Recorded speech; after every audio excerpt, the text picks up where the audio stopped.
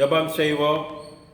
மகா பரிசுத்தமும் கிருபையும் இரக்கமும் அன்பும் நிறைந்த ஆண்டவரே, இந்த பரிசுத்த ஓய்வு நாளுக்காக நன்றி செலுத்துகின்றோம். இந்த நாளில் கூட ஆண்டவர் உமது பிரசன்னத்தால் எங்களை வழிநடத்தினீர். கடந்த காலங்கள் பூராகவும் எங்களை சுகபத்திரமாய் காப்பாற்றி உமது வலதுகரம் பிடித்து வழிநடத்தினீர். சூத்திரம். இந்த ஓய்வு நாளிலே ஆண்டவரே, இதோ ஆன்லைனிலே யூடியூபிலே இந்த ஆராதனையை பார்த்து கொண்டிருக்கும் ஒவ்வொருவருக்காக நாங்கள் நன்றி செலுத்துகிறோம். சுவாமி, இந்த ஆராதனை முழுவதும் இந்த கருத்தில் ஒப்பிக்கிறோம். ஆண்டவரே, இதை இந்த கொரோனாவால் பாதிக்கப்பட்ட ஒவ்வொரு பிள்ளைகளையும் பாதுகாத்து வருகிறதற்காக நன்றி செலுத்துகிறோம். நாங்கள் திருச்சபை மக்கள் அனைவருக்காக நன்றி செலுத்துகிறோம். சுவாமி, ஆண்டவரே, இந்த ஆராதனையில் செய்தி கொடுக்க போகும் எங்கள் ஆயருக்காக நாங்கள் நன்றி செலுத்துகிறோம். அவருக்கு நல்ல சுகபலம் கொடுங்க. ஆண்டவரே, மீண்டும் ஆண்டவரே அவருக்கு நல்ல சுகத்தையும் பலத்தையும் கொடுத்து ஆசீர்வாதத்தை கொடுத்து வழிநடத்த வேண்டுமாய் கெஞ்சுகிறோம். இந்த ஆராதனை முழுவதும் பிரசன்னம் இருக்கட்டும். சுவாமி, ஆண்டவரே, இப்பொழுதும் ஆண்டவரே, இந்த ஆராதனையில் நடக்கப் போகின்ற பாடல்கள், வேத வாசிப்புகள், ஐயாவினுடைய செய்திகள் அனைத்தும் இது கருத்தில் வைப்பிக்கிறோம். நீரே ஆட்கொண்டு வழிநடத்த வேண்டுமாய் கெஞ்சுகிறோம். இந்த ஆராதனை துவக்க முதல் முடிவு பரியந்தம் உமது பிரசன்னத்தால் நடக்க வேண்டுமாய் இயேசு கிறிஸ்துவின் இனிய நாமத்தில் கேட்கிறோம் எங்கள் நல்ல பிதாவே. ஆமேன்.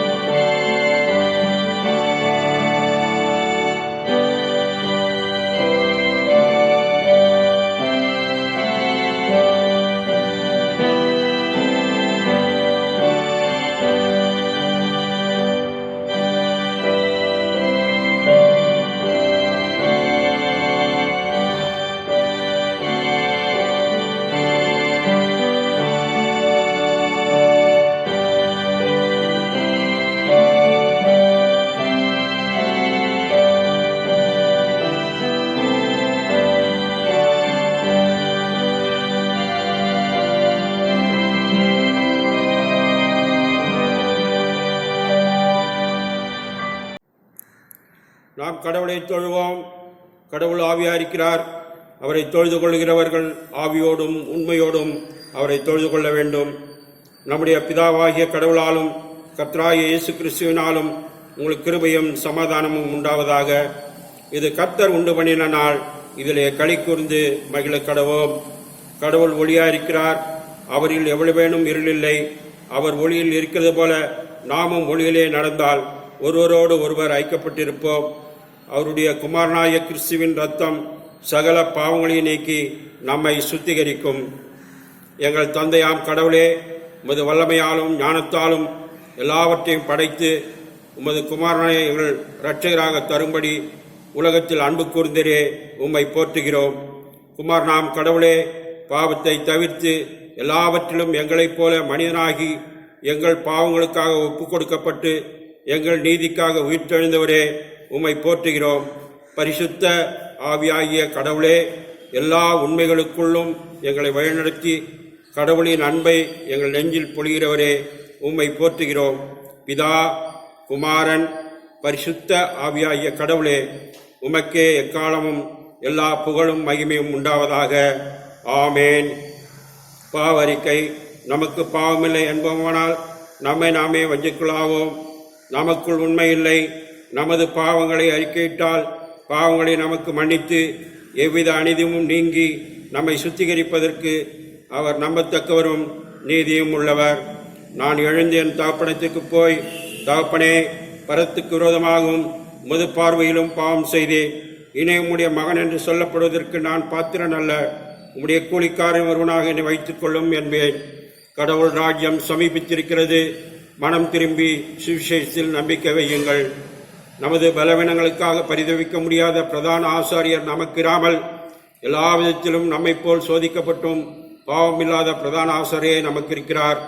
நாம் முழங்கால் படியிட்டு மௌனமாய் நம்மை நாமே சோதனை செய்வோம். சர்வ வல்லமையுள்ள கடவுளே, நாம் நமது பாவங்களை மனத்தாழ்மையாய் அறிக்கையிடுவோம்.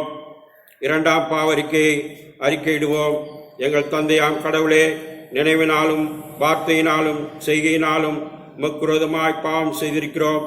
முழு மனதோடு நாங்கள் உம்மை நேசிக்கவில்லை. எங்களிடத்தில் நாங்கள் அன்பு கூறுவது போல அயலாரிடத்தில் நாங்கள் அன்பு கூறவில்லை. எங்கள் மேல் இரக்கமாய் இருக்க உம்மை வேண்டிக் கொள்கிறோம். எங்கள் பாவ அழுக்கை நீக்கி எங்களை சுத்திகரியும். எங்கள் குற்றங்களை விட்டுவிட எங்களுக்கு உதவி புரியும். எங்கள் ஆண்டவர் இயேசு கிறிஸ்துவின் மூலமாய் வேண்டிக் கொள்கிறோம் பிதாவே. ஆமேன்.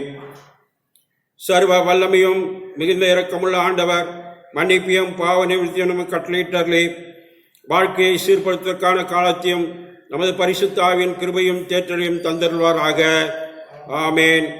ஆண்டவரை துதியுங்கள். ஆண்டவர் நாமம் துதிக்கப்படுவதாக. வேத பாடம் வாசிக்க கேட்போம். வாசிக்க தெரிந்து கொள்ளப்பட்ட முதலாம் திருமுறை பாடம் ஆதியாகமம் 2ஆம் அதிகாரம் வசனங்கள் 18 25 முடிய. ஆதியாகமம் 2ஆம் அதிகாரம் வசனங்கள் 18 25 முடிய. பின்பு தேவனாகிய கர்த்தர், மனுஷன் தனிமையாய் இருப்பது நல்லதல்ல, ஏற்ற துணையை அவனுக்கு உண்டாக்குவேன் என்றார். தேவனாகிய கர்த்தர் வெளியின் சகலவித மிருகங்களையும் ஆகாயத்தின் சகலவித பறவைகளையும் மண்ணினாலே உருவாக்கி, ஆதாம் அவைகளுக்கு என்ன பெயரிடுவான் என்று பார்க்கும்படி அவைகளை அவனிடத்தில் கொண்டு வந்தார்.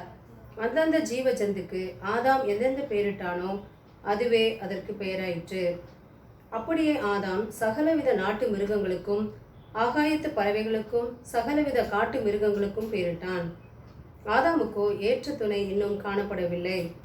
அப்பொழுது தேவனாகிய கர்த்தர் ஆதாமுக்கு அயர்ந்த நித்திரையை வரப்பண்ணினார். அவன் நித்திரை அடைந்தான். அவர் அவன் விலா எலும்புகளில் ஒன்றை எடுத்து அந்த இடத்தை சதையினால் அடைத்தார். தேவனாகிய கர்த்தர் தாம் மனுஷனில் எடுத்த விலா எலும்பை மனுஷியாக உருவாக்கி அவளை மனுஷனிடத்தில் கொண்டு வந்தார். அப்பொழுது ஆதாம், இவள் என் எலும்பில் எலும்பும் என் மாம்சத்தில் மாம்சமுமாய் இருக்கிறாள். இவள் மனுஷனில் எடுக்கப்பட்டபடியினால் மனுஷி எனப்படுவாள் என்றான். இது நிமித்தம் புருஷன் தன் தகப்பனையும் தன் தாயையும் விட்டு தன் மனைவியோடு இசைந்திருப்பான். அவர்கள் ஒரே மாம்சமாய் இருப்பார்கள். ஆதாமும் அவன் மனைவியுமாகிய இருவரும் நிர்வாணிகளாய் இருந்தும் வெட்கப்படாதிருந்தார்கள். வாசிக்க தெரிந்து கொள்ளப்பட்ட முதலாம் திருமுறை பாடம் வாசித்தாயிற்று. இறைவனே உமக்கே ஸ்தோத்திரம் உண்டாவதாக.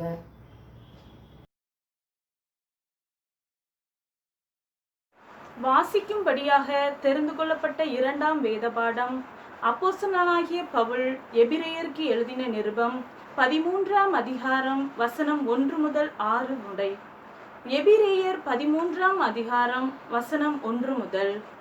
சகோதர சிநேகம் நிலைத்திருக்க கடவது, அந்நியரை உபசரிக்க மறவாதிருங்கள். அதனாலே சிலர் அறியாமல் தேவதூதரையும் உபசரித்ததுண்டு. கட்டப்பட்டிருக்கிறவர்களோடு நீங்களும் கட்டப்பட்டவர்கள் போல அவர்களை நினைத்து கொள்ளுங்கள். நீங்களும் சரீரத்தோடு இருக்கிறவர்கள் என்று அறிந்து தீங்கு அனுபவிக்கிறவர்களை நினைத்து கொள்ளுங்கள். விவாகம் யாவருக்குள்ளும் கனமுள்ளதாயும் விவாக மஞ்சம் அசூசிப்படாததுமாயும் இருப்பதாக. வேசி கல்லரையும் விபச்சாரக்காரரையும் தேவன் நியாயம் தீர்ப்பார். நீங்கள் பண ஆசை இல்லாதவர்களாய் நடந்து உங்களுக்கு இருக்கிறவைகள் போதும் என்று எண்ணுங்கள். நான் உன்னை விட்டு விலகுவதும் இல்லை, உன்னை கைவிடுவதும் இல்லை என்று அவர் சொல்லி இருக்கிறாரே.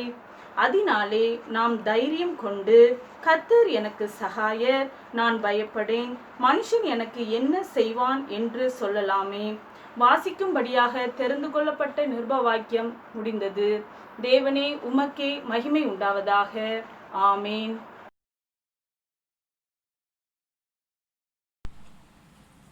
முறையாக வாசிக்கும்படியாக தெரிந்து கொள்ளப்பட்ட சங்கீதம் 127. 127ஆம் சங்கீதம். கர்த்தர் வீட்டை கட்டாராகில் அதை கட்டுகிறவர்களின் பிரயாசம் விருதா. கர்த்தர் நகரத்தை காவாராகில் காவலாளர் விழித்திருக்கிறது விருதா.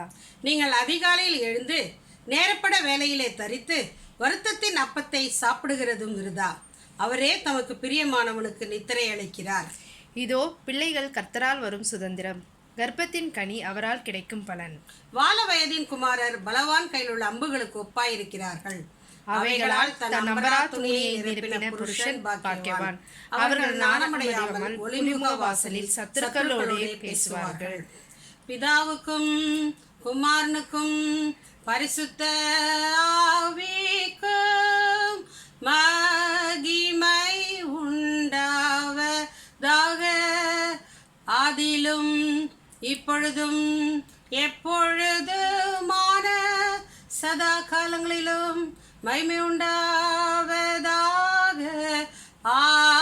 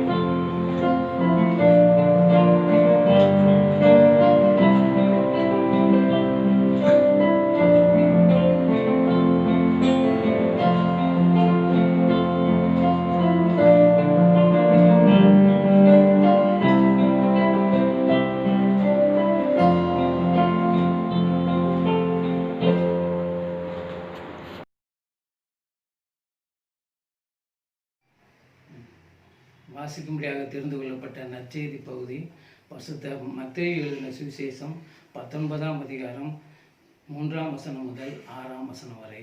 பரிசுத்த மத்தேயு 19ஆம் அதிகாரம் 3ஆம் வசனம் முதல்.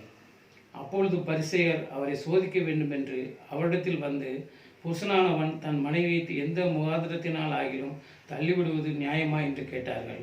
அவர்களுக்கு அவர் பிரயோஜனமாக, ஆதியிலே மனுஷரை உண்டாக்கினவர் அவர்களை ஆணும் பெண்ணுமாக உண்டாக்கினார் என்பதையும், இது நிமித்தம் புருஷனானவன் தன் தகப்பனையும் தாயும் விட்டு தன் மனைவியோடு இசைந்திருப்பான், அவர்கள் இருவரும் ஒரே மாம்சமாய் இருப்பார்கள் என்று அவர் சொன்னதையும் நீங்கள் வாசிக்கவில்லையா? இப்படி இருக்கிறபடியினால் அவர்கள் இருவராயிராமல் ஒரே மாம்சமாய் இருக்கிறார்கள். ஆகையால் தேவன் இணைத்ததை மனுஷன் பிரிக்காதிருக்க கடவன் என்றார் என்பதே. வாசிக்கும்படியாக தேர்ந்தெடுக்கப்பட்ட நற்செய்தி பகுதி வாசித்து முடிந்தாயிற்று. கிறிஸ்துவே உமக்கே மகிமை உண்டாவதாக.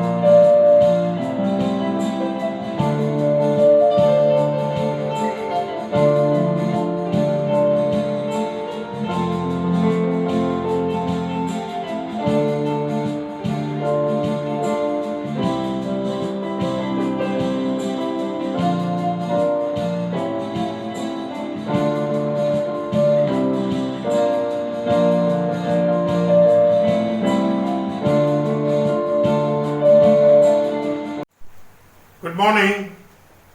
இந்த நாளுக்குரிய செய்திக்கு தலைப்பு ஒரு அற்புதமான ஒரு தலைப்பு. அது என்னவென்றால் திருமணம் என்று நமக்கு இந்த நாளிலே கொடுக்கப்பட்டிருக்கிறது.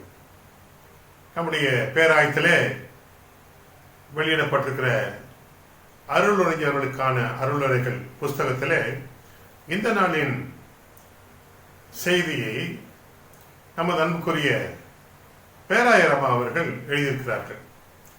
அவர்கள் இந்த 3 பிரிவாக பிரித்து எழுதிட்டார். திருமணம் தெய்வீக திட்டம், திருமணம் இருவரின் திட்டம், திருமணம் மனிதற்கு நற்கொடை, அருட்கொடை, மனிதத்திற்கு அருட்கொடை என்று இந்த 3 பிரிவுகளை பிரித்து அவர்கள் இந்த இறை செய்தியை கொடுத்திருக்கிறார்கள். மிகவும் ஆழமான சத்தியம். ஆண்டவருக்கு நன்றி சொல்கிறேன், பேராயிரமாவுக்கு நன்றி சொல்கிறேன். இந்த செய்தியிலே நமக்கு அடிப்படையாக 4 வேத பகுதிகள் கொடுக்கப்பட்டிருக்கிறது. ஆதியாகமம் 2ஆம் அதிகாரத்திலும், சங்கீதங்களின் புஸ்தகம் 127வது சங்கீதத்திலும், எபிரேயர் 13ஆம் அதிகாரத்திலும், மத்தேயு எழுதிய சுவிசேஷத்திலே 19ஆம் அதிகாரத்திலும் 4 வேத பகுதிகள் கொடுக்கப்பட்டது. இந்த 4 வேத பகுதியின் அடிப்படையிலே 4 சின்ன குறிப்புகளை உங்களோடு கூட வைத்து இந்த தியானத்தை நடத்த விரும்புகிறேன். 1 honourable, 2 helper, 3 heavenly plan, 4 holy என்று 4 வார்த்தைகள் உட்படுத்த விரும்புகிறேன்.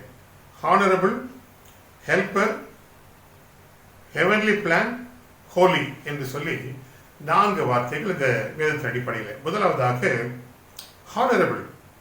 எபிரேயர் 13ஆம் அதிகாரத்துக்கு என்னோடு கூட உங்கள் வேத புஸ்தகம், நீங்கள் வீட்டில் இருக்கும் பொழுது வேத புஸ்தகத்தை வைத்து அமர்ந்திருக்கிறீர்கள். 13ஆம் அதிகாரம் 4ஆம் வசனம், இன்றைக்குரிய வேத பகுதிகளிலே 4ஆம் வசனம். விவாகம் யாவருக்குள்ளும் கனம் உள்ளதாயும் விவாக மஞ்சம் அசூசிப்படாததாயும் இருப்பதாக. கனம் உள்ளதாயும். Marriage is honorable in all என்று ஆங்கிலத்தில் வாசிக்கிறோம். விவாகம் யாவருக்குள்ளும் கனம் உள்ளதாய். கர்த்தர் மனிதனுக்கு தெரிந்து கொடுத்திருக்கிற அந்த பெரிய அருட்கொடை கனமுள்ள ஒரு அருட்கொடை. இதன் நிமித்தமாக ஒரு மனிதனும் ஒரு மனுஷியும் கணவன் மனைவி என்கிற உயர் பதவி, அதற்கு பின்பாக தாய் தகப்பன் என்று சொல்கிற உன்னத பதவி, திருமணம் கனமுள்ளதாக, எல்லாவற்றுக்கு மேலாக கனமுள்ளதாக. ஒரு மனிதன் உலகத்தில் என்ன பதவி பட்டம் வகித்தாலும் கர்த்தர் அருளிருக்கிற இந்த அருட்கொடையை பெற்றுக் கொள்கிற பொழுது அது மிக சிறந்ததாக ஒரு மனுஷனை கனமுள்ளதாக மாற்றுகிறது என்பதை நாம் திருமணத்தை குறித்து முதலாவது அறிந்து கொள்ள வேண்டும். இரண்டாவதாக ஹெல்பர். ஆதியாகமத்தின் புஸ்தகம் 2ஆம் அதிகாரம் 18ஆம் வசனத்தை வாசிக்கிறேன். ஆதியாகமத்தின் புஸ்தகம் 2ஆம் அதிகாரம் 18ஆம் வசனம். பின்பு தேவனாய் கர்த்தர் மனுஷன் தனிமையாய் இருப்பது நல்லதல்ல, ஏற்ற துணையை அவனுக்கு உண்டாக்குவேன் என்றார். A perfect helper என்று ஆங்கிலத்தில் வாசிக்கிறோம். படைப்புகளை நிறைவாக்கின ஒரு நிகழ்வு திருமணம். படைத்து முடித்த பின்பு, எல்லாவற்றையும் படைத்து முடித்த பின்பு மனுஷனை பார்த்த பொழுது குறை உள்ளவனாக காணப்பட்ட ஒரு பார்வை கர்த்தருக்கு. ஆகவே படைப்பு முழுவதும் முழுமையானது திருமணத்தில். ஏற்ற துணையை உண்டாக்கி அவர்கள் இருவரும் உண்டாக்கப்பட்டதினாலே படைப்பு முழுமையாகிறது. இதற்கு பின்பாக தான், திருமணத்துக்கு பின்பாக தான் படைப்பு முழுமையானது. மனுஷன் படைக்கப்பட்டதுக்கு ஒரு முழுமையான அர்த்தம், ஒரு மனுஷிக்கும் மனுஷனுக்கும் ஒரு முழுமையான அர்த்தம் அவர்கள் திருமணத்தில் ஒன்றாக இருப்பது. இதான் வாசிக்கிறோம். ஏற்ற துணை வாசிக்கிறோம் பாருங்க. மனுஷன் தனிமையில் இருப்பது நல்லதல்ல, குறைவுள்ள மனிதன். குறைவுள்ள மனிதன், அந்த குறைவு, இந்த படைப்பெல்லாம் குறைவா, அது கண் பார்வைக்கு, கர்த்தருடைய பார்வைப்பட்டு அதை நிறைவாக்கினவர் இந்த திருமணத்தை வைத்து நிறைவாக்குகிறார். அப்படிப்பட்ட ஒரு ஆசீர்வாதமான கனமுள்ளது என்று வாசிக்கிறோம். படைப்புகளை நிறைவு செய்த ஒரு உயர் பதவி மனுஷனுக்கு திருமணம். மூன்றாவதாக ஹெவன்லி பிளான். Heavenly plan. சங்கீதங்களின் புஸ்தகத்துக்கு உங்கள் வேத புஸ்தகம் திருப்பட்டு 127வது சங்கீதத்திலே முதலாவது கர்த்தர் வீட்டை கட்டாராகி. Plan, God's plan. கர்த்தர் வீட்டை கட்டாராகில் அதை கட்டுகிற பிரயாசம் வீணாக போகும். கர்த்தர் வீட்டை கட்டாராகி. அந்த வீடு என்று சொல்வது ஒரு கட்டிட பத்திரம் இல்லை, அதுக்குள்ள இருக்கிற குடும்பம். இந்த குடும்பத்தை கட்டுவது ஆண்டவர். கணவன், மனைவி, பிள்ளைகள், இந்த ஒரு பந்தம், திருமணத்துக்கு பின்பாக ஏற்படுத்த பந்தம், இதை அமைத்துக் கொடுப்பவர் கர்த்தர் என்பதை ஒவ்வொரு குடும்பமும் உணர்ந்து கொள்வது அவசியம். திருமணத்தை குறித்து ஒருவரும் அற்பமாய் எண்ணாதபடி என்று திருமண ஆராதனையில் உள்ள முறைமைகளிலே வருகிற வாக்கியம், திருமணத்தை குறித்து, வாழ்க்கை குறித்து ஒருவனும் அற்பமாய் எண்ணாதபடி என்று சொல்லப்படுகிறது. இன்னைக்கு நடக்கிறதெல்லாம் அதான். இந்த மகிமையான இந்த உறவு அற்பமாய் எண்ணப்படுகிறது. ஒருவருக்கொருவர் வேற்றுமைகள் அதிகமாக உண்டாகிவிடுகிறது, பிரிவினைக்குள்ள வந்து விடுகிறது. வாசிக்கிறோம் பாருங்க, முதல்ல பார்த்தது கனம் உள்ளது. மனுஷனுக்கு கொடுக்கப்பட்ட இந்த அற்கொடை கனம் உள்ளது. அது எவ்விதமாய் நாம் கனப்படுத்தி நாம் அதை கடைபிடித்துக் கொள்கிறோம். இரண்டாவதாக வாசிக்கிறோம் ஏற்ற துணை. படைப்புகளை நிறைவாக்குறது திருமணம். மூன்றாவது கர்த்தர் பிளான் பண்ணுது. ஒவ்வொரு மனிதனுக்கும், ஒவ்வொரு மனுஷிக்கும் கர்த்தருடைய திட்டம் திருமணம். கர்த்தருடைய பிளான். இந்த வீட்டாரும் அந்த வீட்டாரும் சேர்ந்து ஒருவேளை நம்முடைய கல்யாண பத்திரிகையிலே அந்த காலங்கள் எல்லாம் அடிக்கிறது. இந்த நாளிலே இந்த இடத்துல பெரியோர்களால் நிச்சயித்த வண்ணம். எப்படி அது? பெரியோர்கள் தெய்வ சித்தத்தை அறிந்து கொண்ட வண்ணம். தெய்வ சித்தம் தான் இது நடந்து கொண்டிருக்கிறது. இந்த தேவ சித்தத்தை இரண்டு வீட்டு பெற்றோர்களும் அறிந்து கொண்ட வண்ணம் என்று எழுத வேண்டும். பெரியோர்களால் நிச்சயித்த வண்ணம் இல்லை, இதை நிச்சயம் பண்ணுகிறது தேவன். அதை அறிந்து கொண்ட பெரியவர்கள் திருமணத்தை நடத்துகிறார்கள் என்றுதான் பத்திரிகையில் வர வேண்டியது. கர்த்தருடைய தீர்மானம். மனிதன் இப்படிப்பட்ட ஒரு தீர்மானத்தை எடுக்க ஞானவான் அல்ல. கர்த்தருடைய தீர்மானம். வீட்டை கட்டுகிறது கர்த்தர். இதை நாம் திருமண வாழ்க்கை குறித்து அறிந்து கொள்ள வேண்டும். நான்காவதாக ஹோலி, பரிசுத்த மத்தேயு சுவிசேஷம் வேத புஸ்தகம் திரும்பட்டும், அதில் 19ஆம் அதிகாரம் அந்த இதுல 6ஆம் வசனம் வாசிக்கிறேன். இப்படி இருக்கிறபடியினால் அவர்கள் இருவராயிராமல் ஒரே மாம்சமாய் இருக்கிறார்கள். ஆகையால் தேவன் நினைத்ததை மனுஷன் பிரிக்காதிருக்கிறார். திருமணம் என்று சொல்வது கனம் உள்ளது. திருமணம் என்று சொல்வது படைப்புகளை நிறைவாக்கின ஏற்ற துணை. திருமணம் என்று சொல்வது கர்த்தருடைய திட்டம். திருமணம் என்று சொல்வது மனிதனால் பிரிக்கக்கூடாத ஒரு திட்டம், மனிதனால் பிரிக்க முடியாத ஒரு திட்டம். திருமணத்தை கனமுள்ளதாய் எடுத்துக்கொள்ளுகிற எந்த குடும்பத்தையும் உலகம் பிரித்து விட முடியாது. பிரச்சனை என்னன்னா, திருமணத்தை குறித்தான விளக்கம், திருமணத்தை குறித்தான மகிமை விளங்காத தம்பதியர்கள் இப்போது நிறைய பேர் வந்துட்டாங்க. அது நிமித்தமாய் பிரிவினைகள், விரைவிலே உடைந்து போகிற சூழ்நிலை.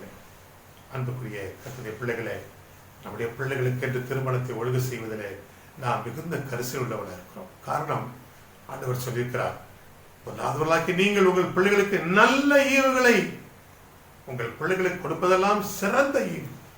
நீங்கள் உங்கள் பிள்ளைகளுக்கு திருமணம் என்று சொல்லி உணர்கிற பொழுது அது தேவ திட்டத்தை உணர்ந்து நீங்கள் கொடுக்கிற ஒரு சிறந்த ஈவு. அதனுடைய அந்த ஈவை குறித்தான விளக்கத்தை பிள்ளைகளுக்கு கற்றுத்தாருங்கள். அவர்கள் திருமணத்தை எப்படி எடுத்துக்கொள்ள வேண்டும்? கனமுள்ளதாய், படைப்புகள் நிறைவானதாய், ஏற்ற துணையாய்.